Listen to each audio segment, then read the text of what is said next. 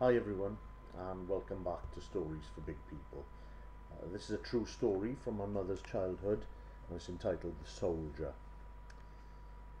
The heat belied the sting of war, but as a child, Lily was encouraged to be what she was, a child.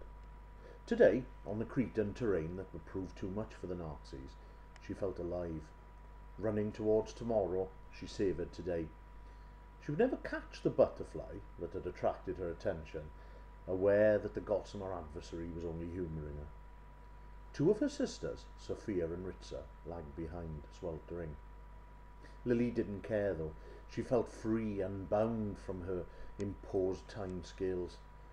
The windmills, silently harnessing nature's gift, persevered alone and welcomed the girls invitingly. War had no feelings. It simply moved along its bloody path until it ended. Lily unfortunately knew that the sights and sounds of warfare were now anticipated each day. To be caught in them, though, was another matter. Immediately transforming happiness to tears, the first shell fell, and another, until eventually it rained death. Screaming, turning, they looked for the nearest salvation from their potential and probable demise. Lily could only outrun some things.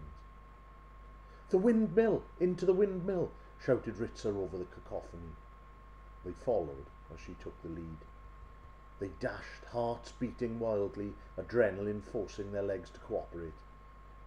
Into the darkness they stumbled, and when they did, their throats became as dry as the scorched earth outside, and they stood transfixed.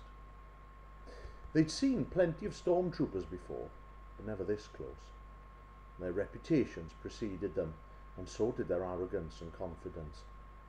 This conscript, however, displayed something that contradicted the warnings from the oppressed: abject fear. His eyes trembled around the edges, and Lily knew he was fighting back his tears. As if psychic, he slowly rose amongst the detonations outside and used his hands to placate them.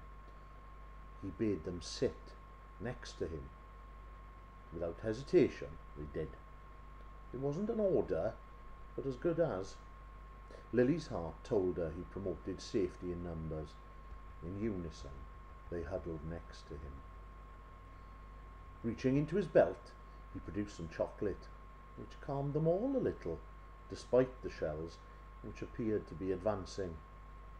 With each burst, their makeshift family grew closer, and at one point her arm linked his.